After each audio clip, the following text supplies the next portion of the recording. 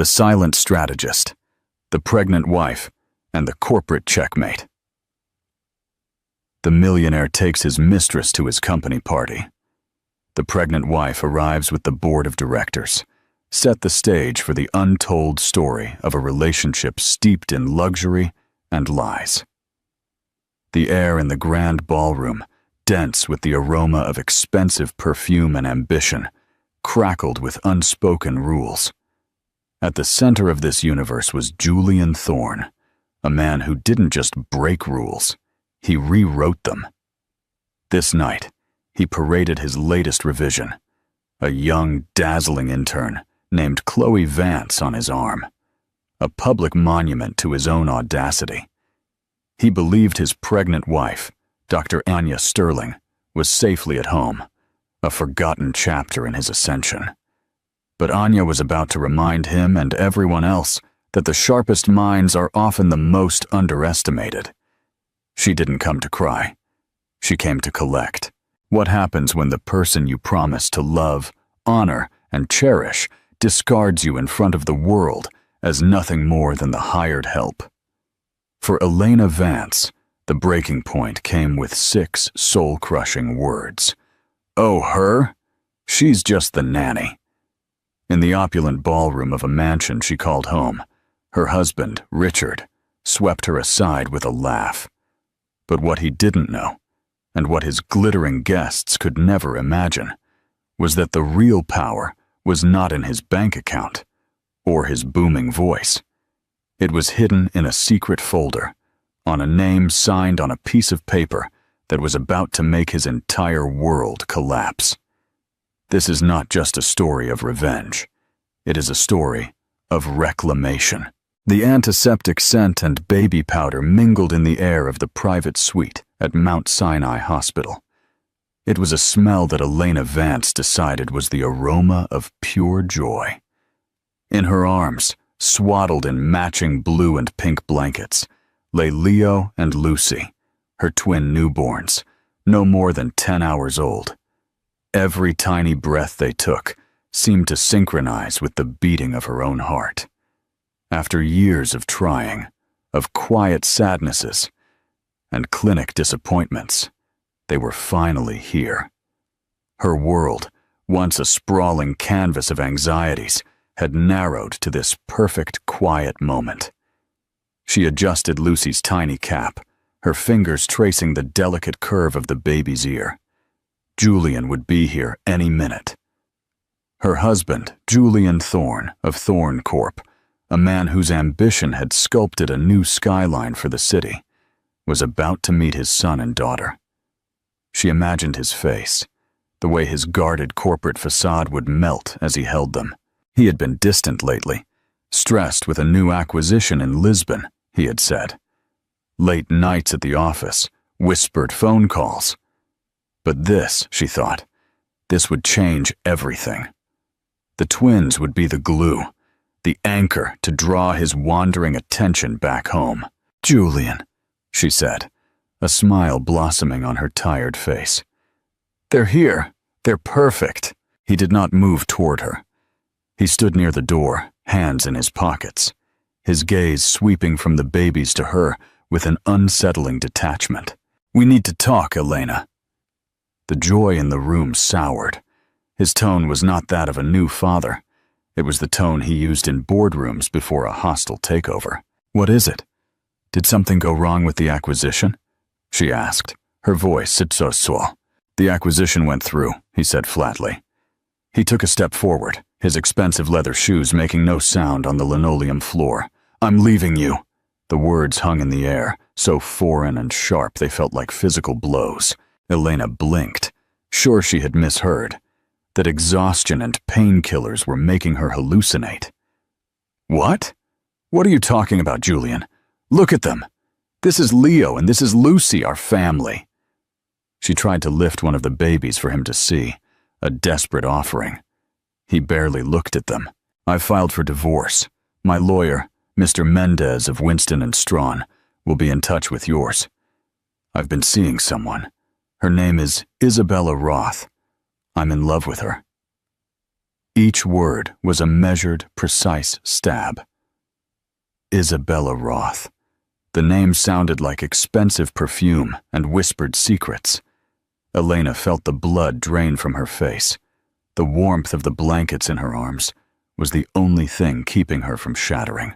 "No, you can't be serious," she whispered, her throat closing. "Julian, I just gave birth to your children. Our children." "A fact that complicates things, but doesn't change them," he said, his voice devoid of emotion. "I've made arrangements. The settlement will be adequate. Enough for you to live comfortably, provided you don't cause trouble." Tears rolled down her face, hot and silent. "Adequate? I was your wife. For 8 years I stood by you. I gave up my career as an architect to support you when Thorn Corp was just a blueprint on our kitchen table. A sacrifice for which you were well compensated," he retorted, jaw tight. "You lived in a Fifth Avenue penthouse. You wanted for nothing." "I wanted you," she cried, her voice cracking, waking Lucy, who began to fuss. "I wanted a husband, a partner, not a benefactor." He seemed irritated by the baby's cry. "This is neither the time nor the place for hysterics, Elena. Be sensible. My relationship with Isabella is serious. We are moving forward. The penthouse is being prepared for her. I need you to move your things out before the weekend." The cruelty took her breath away. Evicted. She was being thrown out of her home, the home she had meticulously designed and decorated while still in the hospital bed, with her newborn children. "Where am I supposed to go?" she asked, her voice trembling as she gently cradled Lucy. "That is for you to figure out. You're an ingenious woman," he said, turning to leave. He paused at the door, his back to her. "A car will take you from the hospital tomorrow, not to the penthouse. It will take you to a hotel I've booked for 2 weeks. After that, you're on your own. The joint accounts have been frozen. A new account will be opened with a preliminary sum in your name. Don't try to fight this, Elena. My legal team is the best in the country. You'll lose and get far less." He didn't look back. He didn't ask about his children. He simply left, leaving a silence more profound and terrifying than any sound Elena had ever heard. The antiseptic scent no longer felt joyous. It was sterile, cold, and empty.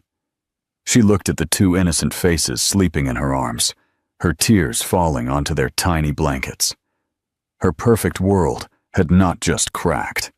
It had been dynamited, and she was alone in the debris. The departure from the hospital the next day was a surreal, humiliating blur. Nurses who had cooed over the twins now looked at her with a mixture of pity and awkwardness. The promised car was there, a discreet black sedan, not Julian's usual chauffeured Bentley. The driver was polite but distant, his eyes refusing to meet hers in the rearview mirror. As the car pulled away from the main hospital entrance, Elena looked at the 2 car seats beside her. Leo and Lucy slept, oblivious to the fact that they were, for all intents and purposes, homeless. She had nowhere to go. The driver had his instructions. The plaza, a place for tourists and business travelers, not a new mother with 2 babies and a life packed into 2 suitcases. The hotel was nice enough, but it felt like a gilded cage. The staff were professional, but every polite smile felt like a judgment. For 2 days, Elena operated on autopilot, feeding babies, changing babies, rocking babies to sleep. In the moments between, a suffocating panic would set in.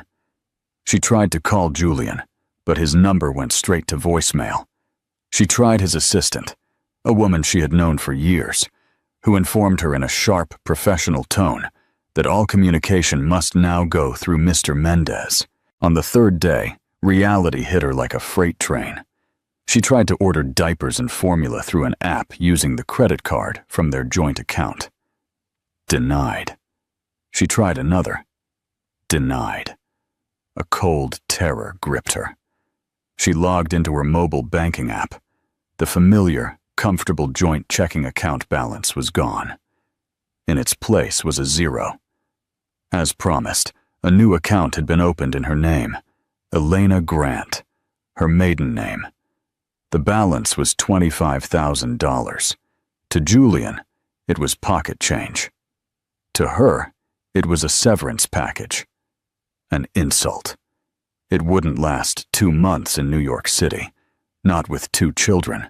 The panic gave way to a chilling clarity. He was truly erasing her, not just from his life, but from the life they had built. She was no longer Mrs. Thorne. She was Elena Grant, a single mother, in a temporary hotel room with dwindling funds. She had one person she could call, her best friend from college, Clara Sands. Clara was not just a friend. She was a tenacious litigator at a small but aggressive family law firm. Her hand shook as she dialed the number. Clara picked up on the second ring. "Elena, is everything all right? I've been trying to track you down. How are the little ones?" The sound of her friend's warm, steady voice broke the dam. A sob escaped Elena's lips, raw and ragged. "Clara, he left me!" She poured out the whole story, the words tumbling out between gasps and tears. The hospital, Isabella Roth, the frozen accounts, the hotel. Clara remained silent on the other end, letting her talk. When Elena finished, her voice hoarse, Clara's response was immediate and fierce. "All right, stay put. Don't talk to anyone on his side. Don't sign anything. I'm coming over." An hour later, Clara burst into the hotel room, her fiery red hair a stark contrast to the beige decor of the room.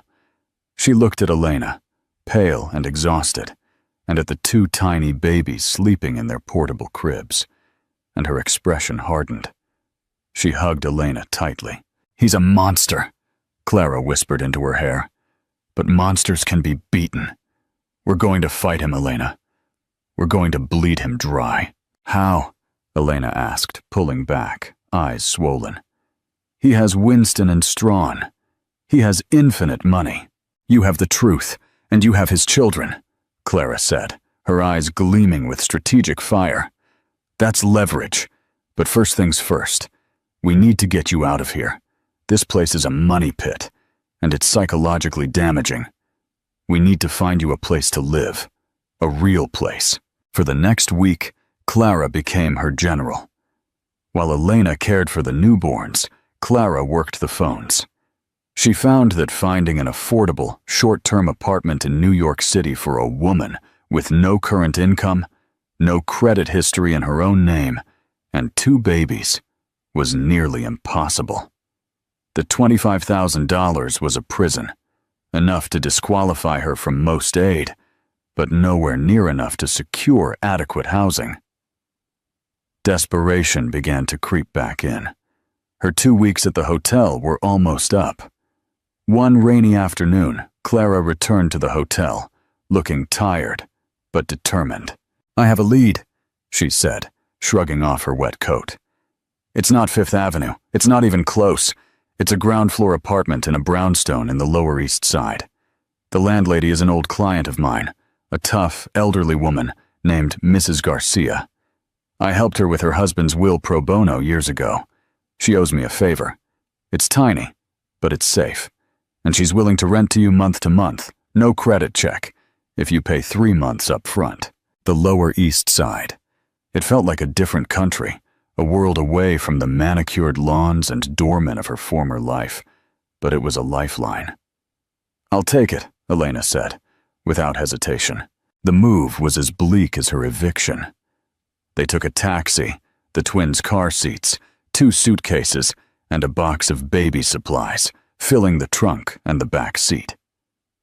As the taxi crossed the Manhattan Bridge, Elena looked out at the glittering New York skyline, the towering Thorne Corp building, a monument to the man who had discarded her. The apartment was exactly as Clara had described. Small. The living room and kitchenette were one room, with a tiny bedroom and bath off to the side. The furniture was old, but clean. The windows looked out onto a slightly overgrown garden patch. It was a world away from floor-to-ceiling windows overlooking Central Park. But when Mrs. Garcia, a woman with a kind face etched with the lines of a long life, handed her the keys, Elena felt something she hadn't felt in weeks, a glimmer of agency. This wasn't a home Julian had bought. It was a home she had secured, however precariously. That night, after settling the babies into their travel cribs in the bedroom, Elena sat on the uncomfortable sofa in the dim living room light. The sounds of the city were different here, not the distant hum of traffic, but the rattle of the subway, the laughter of people on the street, the bark of a neighbor's dog. It was loud, raw, and real. She looked at her hands, no longer adorned with the massive diamond Julian had given her. They were just hands, hands that could change diapers, hold her children, and, she hoped, rebuild a life from the ashes. The fall had been brutal, but here, in this tiny ground-floor apartment in the Lower East Side, the ground felt solid beneath her feet for the first time. The first few months in the Lower East Side were a crucible.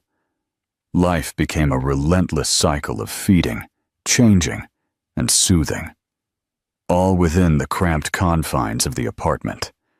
Sleep was a forgotten luxury, measured in 45-minute increments.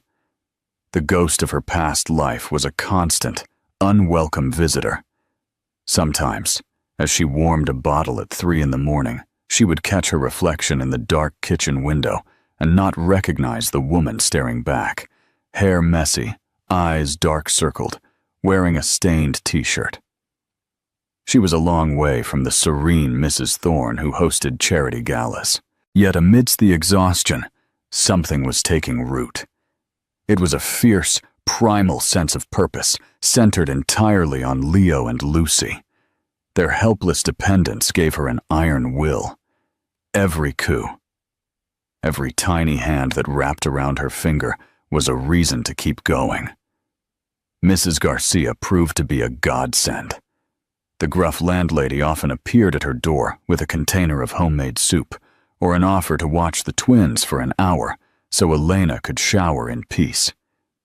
She never asked about Elena's past, but her wise, compassionate eyes said she understood enough. Meanwhile, the legal battle with Julian was a slow, agonizing torture.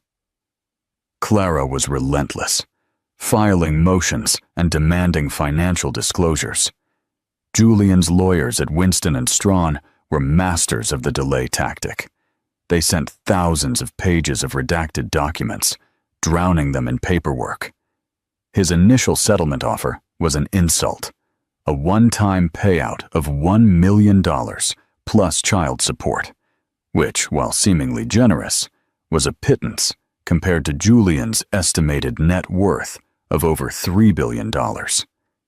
The offer came with a non-disclosure agreement so restrictive it would essentially silence her for life. "Don't you dare," Clara had said, slamming the papers down on Elena's small kitchen table. "This isn't a settlement. It's a threat. He's trying to buy your silence and erase his parental responsibility on the cheap." "But $1 million?" Elena looked at the sum, which seemed impossibly large from her current vantage point. "It's what he spends on watches in a year," Clara cut in. "No, we fight. But to fight, we need ammunition. And more importantly, you need to build a life for yourself outside of him." Clara's words ignited something in Elena. For 8 years, her identity had been Julian Thorne's wife. Before that, she had been Elena Grant, a standout graduate of NYU's School of Architecture, an associate at a prestigious firm with a brilliant future. She had given it all up when Julian's startup began consuming all her time, convincing her that her support at home and at his corporate events was more valuable. One night, after the twins were finally asleep, she pulled her old portfolio from a dusty box under the bed. The pages were filled with elegant designs, innovative floor plans, and ambitious projects. A fire she had believed long extinguished flickered and sprang to life. She couldn't get a full-time job, not with the twins. But she could work from here. She used some of her dwindling funds to buy a used high-performance laptop. She reactivated her professional licenses. She started small, hitting freelance websites, bidding on minor projects, designing a kitchen remodel for a family in Brooklyn, drafting deck plans for a contractor in upstate New York. The pay was meager, a few $100s here and there. But it wasn't about the money. It was about proving to herself that she could still create, still build. Her first paycheck, a direct deposit of $500, made her cry. It was the first money she had earned for herself in almost a decade. She hugged her sleeping babies that night, whispering to them, "Mommy will build us a house someday, a real home." She slowly began to find a rhythm. Work was squeezed into the precious hours when the babies slept. Her tiny apartment became her office, blueprints sharing space with bottles on the kitchen table. The hum of her laptop became a familiar sound next to the white noise machine in the bedroom. She built a small but steady list of remote clients. Her confidence, so long dormant, began to return. She was no longer just a victim. She was an architect, a mother, a survivor. She even began to find beauty in her new life. The weekend walks to Washington Square Park, pushing the double stroller under the shade of the arch, the friendly greeting from the local Greek bakery owner, the simple, profound joy of seeing Leo's first real smile or hearing Lucy's first laugh. These were moments of happiness entirely her own, untainted by the Thorne last name or money. One afternoon, while catching up on the news during a rare quiet moment, a photo stopped her cold. It was of a social gala at the plaza. Julian was there, arm around an incredibly beautiful woman, with dark, intelligent eyes and a cascade of black hair. The caption read, "Billionaire developer Julian Thorne and new partner, celebrated art curator Isabella Roth, make their public debut." Isabella was radiant in a Valentino gown, perfectly playing the part of a billionaire's consort. An old, sharp pain pierced her. It was acute and familiar, but then something else surfaced.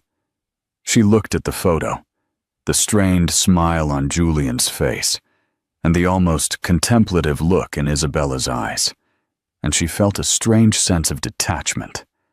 That was another world, a world of performances and pretenses. Her world was here, in this small apartment, with the scent of her babies and the quiet satisfaction of her own hard work. The slow climb was arduous, but the view she was realizing was entirely her own. Part 5. The Grand Gesture That Fails. Julian Thorne's world was a symphony of success. The Lisbon acquisition had been a triumph, adding another jewel to his corporate crown. He and Isabella Roth were the city's new power couple, their faces gracing the pages of Forbes and Vanity Fair. He had installed her in the Fifth Avenue penthouse, which he had completely redecorated to her taste, erasing all trace of Elena. He bought her art, financed a new wing at the MoMA in her name, and showered her with gifts that would make a sultan blush.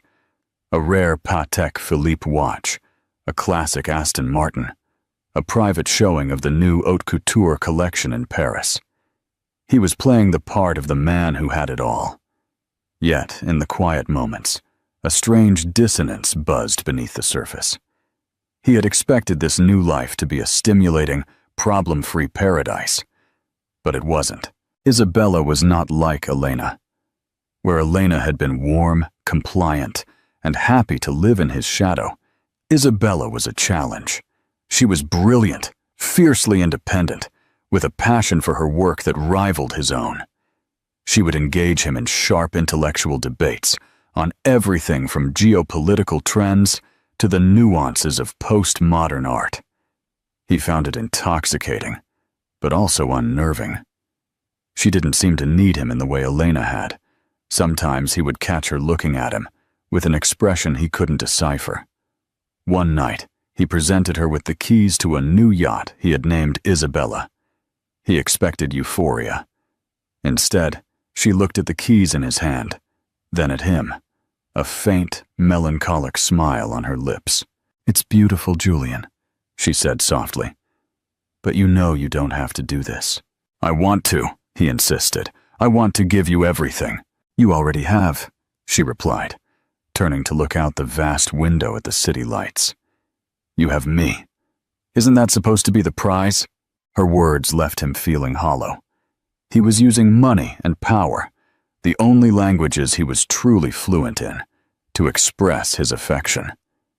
But he had the growing suspicion that Isabella was fluent in a language he couldn't speak. His right-hand man, and the only person he considered a friend, Marcus Roth, the COO of Thorn Corp, saw the cracks forming. "The divorce is getting messy, Julian," Marcus said one afternoon, in Julian's austere, minimalist office. "Her lawyer, this Clara Sands, is a shark. She's demanding a full forensic audit of the holding companies in the Cayman Islands. Let Mendez handle it. Delay.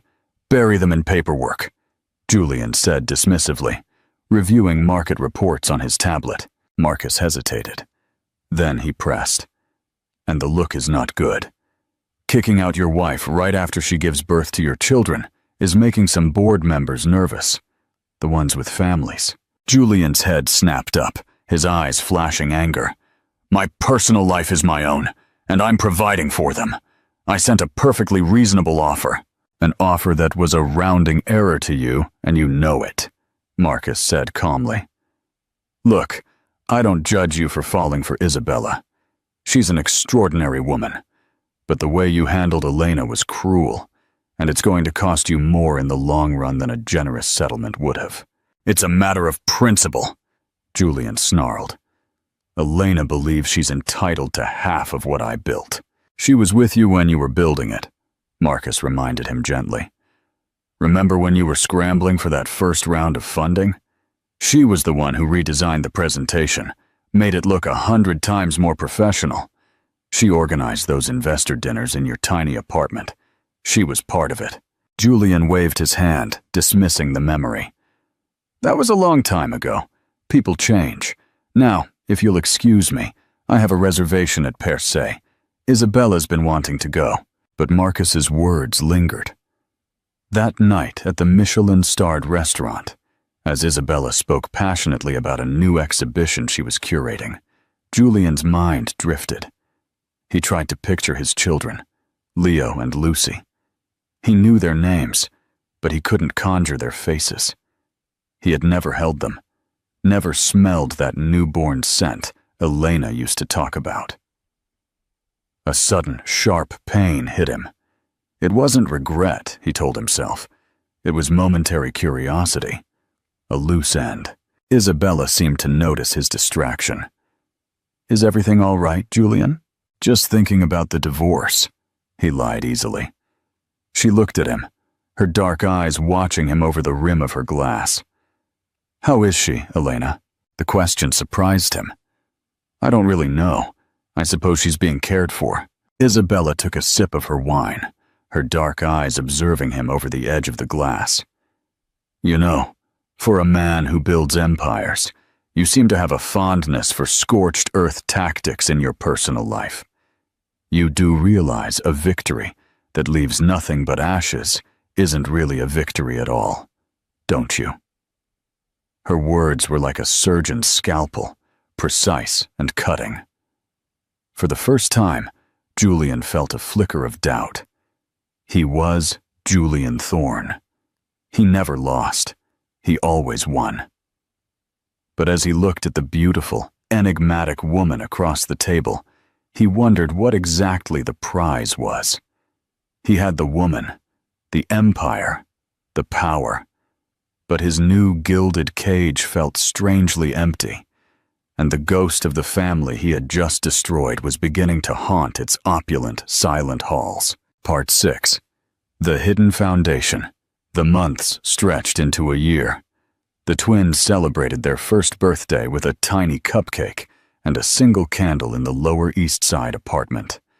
Leo walked, a determined little explorer, while Lucy was content to sit and watch, her intelligent eyes taking everything in. Elena's freelance business had grown beyond her wildest dreams. Through word of mouth, she had landed a major contract to redesign a boutique hotel in Greenwich Village. The work was demanding, but it was hers. She had hired a part-time nanny, a kind college student, allowing her to dedicate focused hours to her work. She was finally truly standing on her own. Her life was small, but it was full. She had the friendship of Mrs. Garcia, the laughter of her children, and the deep satisfaction of her own hard-won success. The bitterness toward Julian had faded, replaced by a steely resolve. The legal battle was no longer about vengeance. It was about securing her children's future and getting what she was owed for her years of contribution.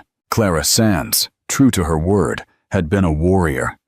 She had fought every delay, every motion to dismiss, with a tenacity that infuriated Julian's high-priced legal team.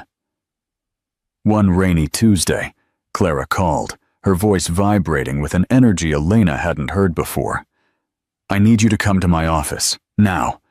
And I need you to bring the big storage box, the one with all the old papers from the early days of your marriage, the one in Mrs. Garcia's storage unit. Clara, that thing is huge. It's full of old tax returns, receipts. Bring it, Elena. All of it. I have a hunch." A few hours later, Elena was in Clara's cluttered downtown office. The box sat in the middle of the floor, smelling faintly of dust and memories. For the next several hours, they sifted through a decade of life together, documented on paper, old vacation photos, restaurant receipts, and mountains of financial documents. "What exactly are we looking for?" Elena asked, wiping dust from her hands. "I don't know," Clara admitted, her brow furrowed in concentration. Julian's lawyers provided the boilerplate constitution documents for Thorn Corp. Everything is in his name, but you were married when he founded it. In New York, that means the appreciation in the company's value is marital property. They're fighting us by saying his genius is separate property. It's a weak argument, but with his money, he can drag it out for years. I'm looking for a smoking gun, something they missed, something he missed. They worked late into the night, fueled by coffee and takeout pizza. Just as Elena was about to give up, her fingers brushed against a thick leather folder at the bottom of the box. The label, written in her own neat script, read, "Thorn Holdings, LLC Initial Constitution, 2015. This was the original holding company, Elena murmured, more to herself than to Clara. Before he restructured everything into Thorn Corp. It was just an LLC he founded when he landed his first angel investor. Clara's eyes lit up. "Let me see that." She grabbed the folder and began carefully flipping through the pages. It was mostly standard legal boilerplate. Then she stopped, read one page, then read it again. Her eyes widened. "Oh, you're kidding me," she whispered, a slow smile spreading across her face. "What is it?" Elena leaned forward, her heart pounding. Clara flipped the folder around and pointed to a paragraph on a signature page. "Read this. It's Article 4, Section B." Elena read the dense legal text.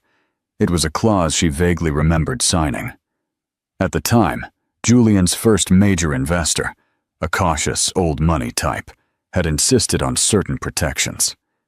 The clause stipulated that to secure the intellectual property, the proprietary software algorithms Julian designed, the foundational assets, had to be jointly held by the principal and his spouse to protect them from being treated as a single asset in a future bankruptcy. It was a standard spousal protection clause in startup agreements of that era. She, Elena Grant Thorne, was listed as a silent, non-operating founding partner of the original LLC. Her signature was right next to Julian's. When Julian had dissolved the LLC and incorporated its assets into the new, larger Thorn Corp, this foundational clause, this basis of ownership for the core IP, had legally transferred with it. "What does this mean?" Elena asked, her voice shaking. Clara leaned back in her chair, looking like the cat that had just swallowed the whole canary factory. "It means, my dear friend, that you don't just have a claim on the marital appreciation of his company. You have a claim on the foundation of his company. You are not just the ex-wife asking for a slice of the pie. You are a silent partner who has been sitting on the board of governors with the title to the entire bakery." He either forgot it, or in his supreme arrogance, he thought this old, dusty document would never see the light of day. He has been fighting a war on the wrong front, and we just found the secret tunnel to his throne room. Elena looked at the document, her own signature from a lifetime ago. A signature she had provided as a supportive wife, never dreaming of its power. A wave of dizziness washed over her. "His entire empire," Clara continued, her voice low and triumphant. "Every skyscraper, every hotel, every acquisition was built on the basis of that initial software. According to this, you are a foundational owner of that IP. He cannot sell it, transfer it, or leverage it without your consent. And I'm willing to bet he's done all three a dozen times." Elena looked at her friend, tears welling in her eyes. Not of sadness, but of a dizzying, terrifying, exhilarating sense of power. The ground beneath Julian Thorne's feet had just turned to quicksand, and he had no idea. Part 7. The checkmate. Julian was growing impatient. The protracted divorce was a mosquito buzzing around his head, a constant annoyance. More than that, it was a source of tension with Isabella. She never mentioned it directly, but he could see it in her eyes. She viewed the ongoing legal battle as a vulgar, undignified affair. He wanted it over.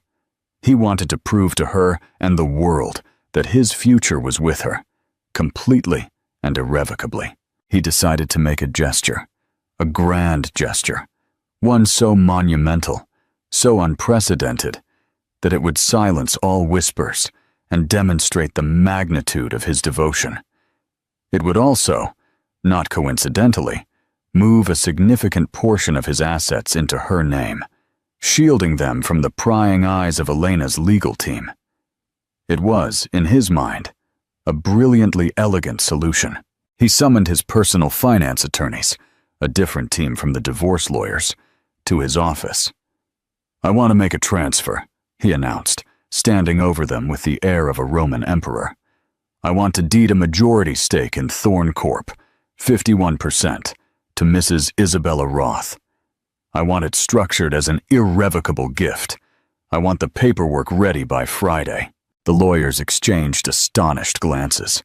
The senior partner, a man named Hernandez, cleared his throat. "Mr. Thorne, Julian, a move of this magnitude is practically unheard of. The tax implications alone are staggering. And giving up a controlling stake in your own company—" "I'm not giving it up," Julian corrected him. "I'm securing it, with my partner.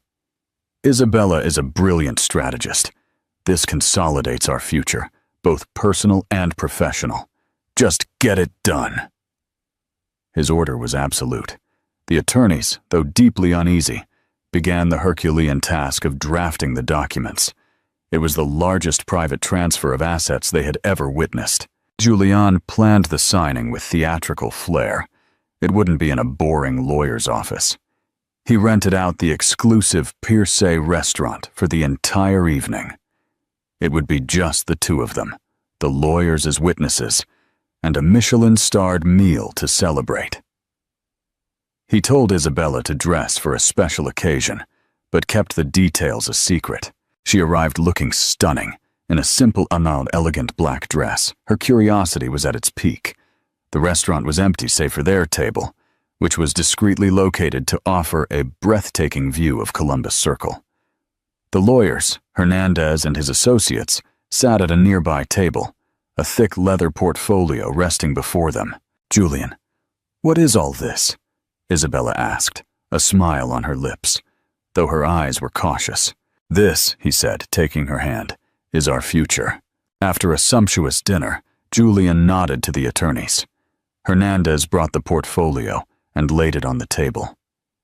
"Isabella," Julian began, his voice resonating with rehearsed sincerity, "I have loved you from the moment I met you. You are my equal, my partner, in every sense of the word, and I want to prove it to you. Words are cheap. Actions are what define a man." He opened the portfolio. Inside was a single, thick vellum document and a heavy, gold-plated fountain pen. "This document," he said, lowering his voice to a dramatic whisper, "makes you the majority shareholder of Thorn Corp. I am gifting you 51% of my life's work. Everything I have ever built, I am placing in your hands, because my future is worthless without you in it." He slid the document across to her, along with the pen. He leaned back, a triumphant smile on his face, ready for her tears of joy, her declarations of eternal love. This was the ultimate checkmate, a gesture of love so powerful it would become legend in his social circle, and a strategic maneuver that would neutralize Elena's legal claims. Isabella stared at the document. Her face paled. She read the first paragraph, her eyes scanning the legal language that transferred billions of dollars in assets to her name. Her hand, resting on the table, began to tremble. Julian's smile faltered slightly. This was not the reaction he had expected. "Isabella," she looked up from this paper, and he was startled to see her eyes glistening with tears. But they were not tears of joy. Her expression was one of profound, heartbreaking sadness. "Fool," she whispered, her voice choked with emotion. "Foolish, arrogant, handsome fool! What have you done?" She began to sob. Not the delicate, happy tears he had envisioned, but deep, racking sobs. She pushed the document away from her as if it were venom. Julian was stunned into silence. The lawyers watched in consternation. His grand gesture, his masterpiece, was imploding. "I don't understand," he stammered. "This is for you, for us." "No," she wailed, shaking her head. "This is not for us. This is for you. This is another acquisition, another transaction. You think this piece of paper, is love? You think you can buy my heart the same way you buy a skyscraper?" Before Julian could process her words, Hernandez's phone vibrated urgently. He looked at the screen. His face went white. He excused himself and walked a few yards away, speaking in hushed, frantic tones. A moment later, he returned to the table, his professional composure utterly gone. "Julian," he said, his voice tight with panic. "That was Mendez from Winston and Strawn. They just received a priority courier package from Elena Vance's lawyer. It's an emergency injunction." "An injunction on what grounds?" Julian snapped, his frustration boiling over. Hernandez swallowed hard. "On the grounds that you are attempting a fraudulent transfer of foundational corporate assets, co-owned by a silent partner." He looked at Julian, eyes wide with disbelief. "A silent partner named Elena Grant Thorne." The world seemed to tilt. For a moment, Julian couldn't process the words. Silent partner? Elena? It was impossible. A hallucination. "That's absurd," he scoffed, trying to regain control. "She has no such position. My lawyers vetted everything when the company was incorporated." "Apparently not the original LLC documents," Hernandez shot back, his voice tinged with panic and accusation. "The one that incorporated into Thorn Corp. They have the original articles of incorporation with her signature, naming her the silent founding partner with a stake in the core intellectual property." The memory hit Julian like a physical blow. A dusty folder, a cautious investor, a signature he had insisted Elena provide on a rainy Tuesday a decade ago, calling it an unimportant formality. A formality he had completely and utterly forgotten. In his rush to build his empire, to restructure and expand, he had overlooked the single cornerstone upon which the entire edifice was built. He looked at the document on the table, the transfer of 51% of his company to Isabella, a document that was now not only worthless, but was evidence of a massive, illegal attempt to defraud a business partner, his ex-wife. He spun toward Isabella, a desperate, confused look on his face. Her sobs had subsided, turning into a quiet, simmering anger. "Why are you crying?" he demanded, his voice cracking. "If you hated this gesture so much, then this is good news for you. Yeah, isn't it? The deal is off." She looked at him, and for the first time, he didn't see the sophisticated art curator or the charming woman he loved. He saw a stranger, eyes filled with a pity that was more painful than any rage. "You still don't get it, do you?" she said, her voice heavy with disappointment. "I cried, Julian, because in this single, grand act, you proved you have learned nothing.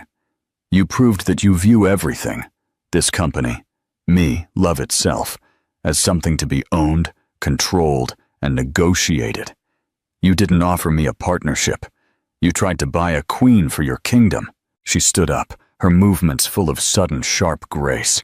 "I cried because I fell in love with you for real, deeply, and I hoped, against all evidence, that the man I fell in love with was buried somewhere beneath the billionaire. I was wrong. The billionaire is all that's left." "Where are you going?" he asked, his voice a hoarse whisper. "I'm calling a taxi," she said, picking up her handbag. She paused and looked at him one last time. "You know, I met Elena once, at a charity event years ago, before I met you.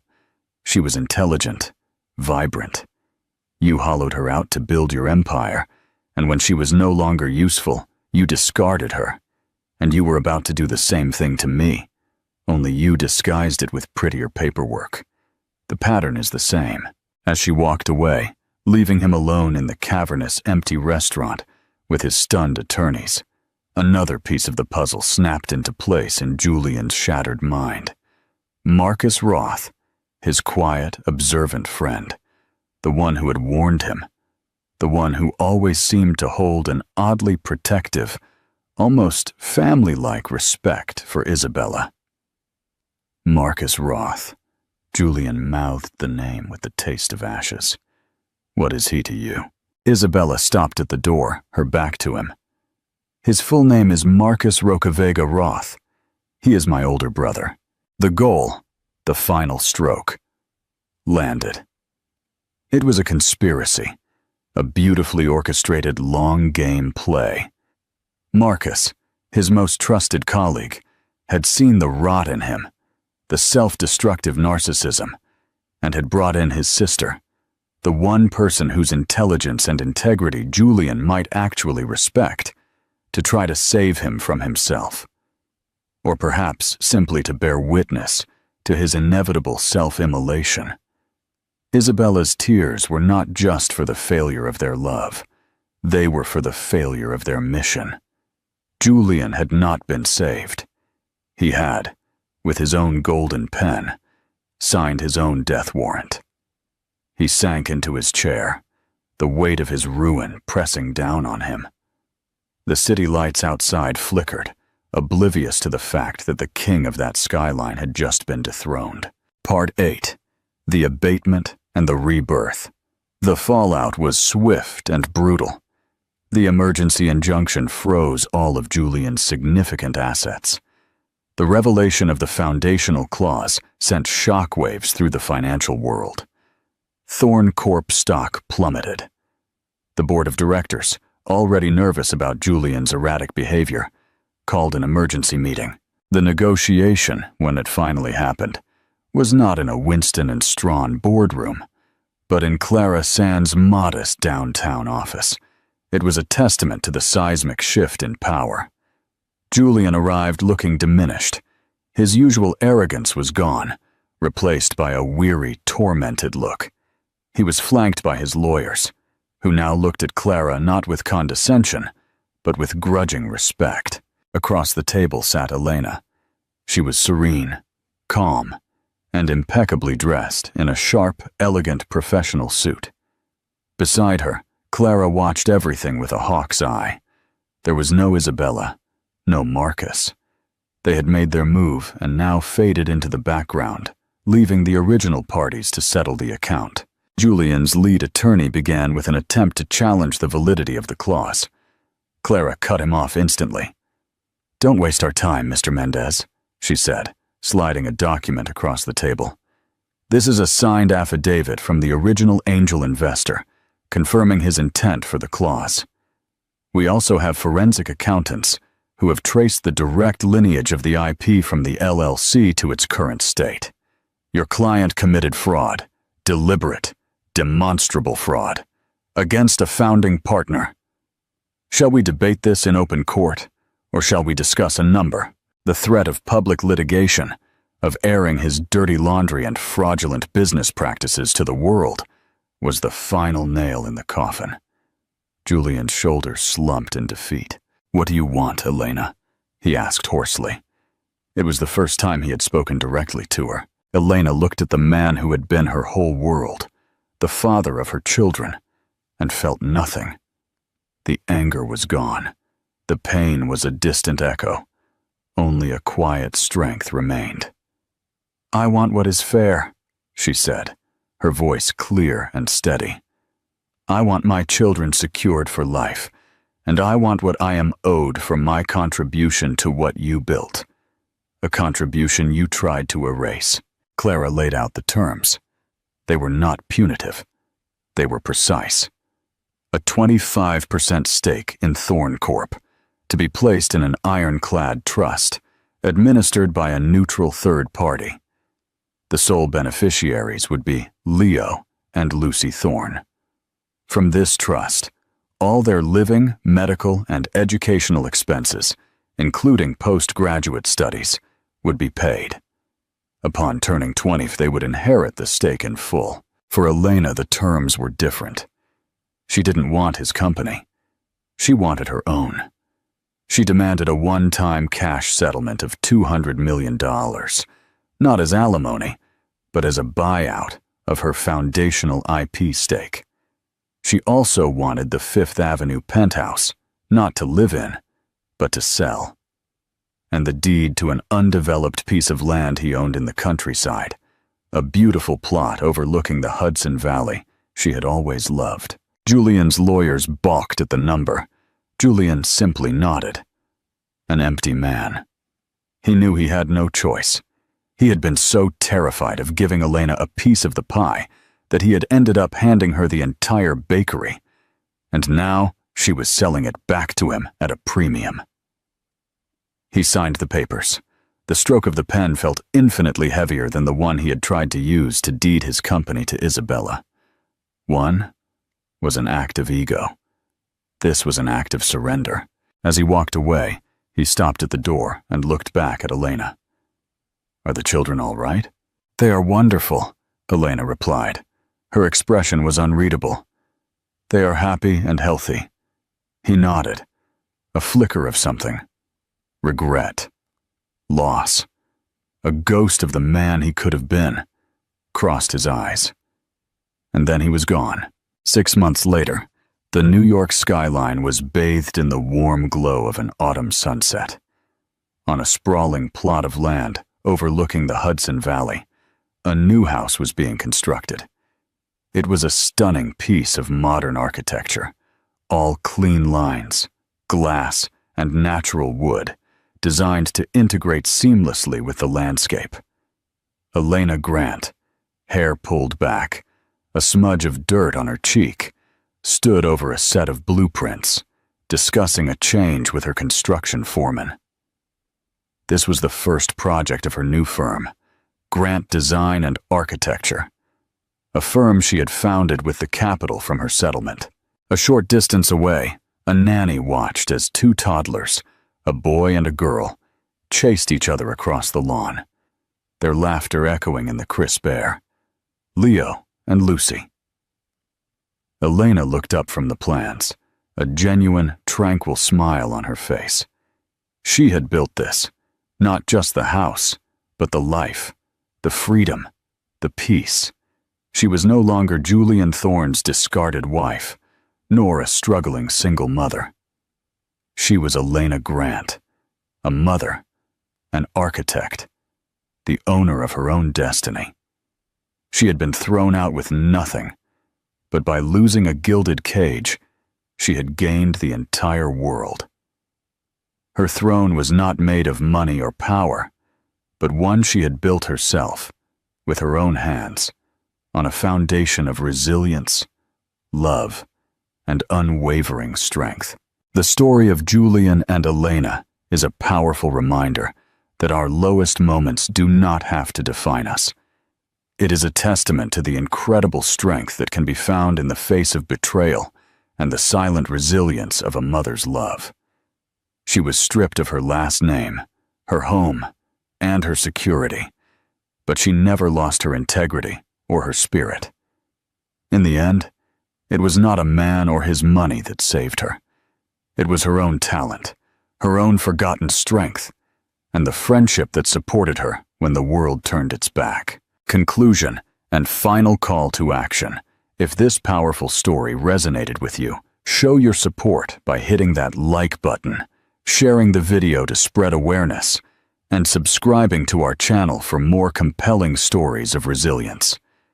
Your participation helps keep these important stories alive. Join us in this journey to expose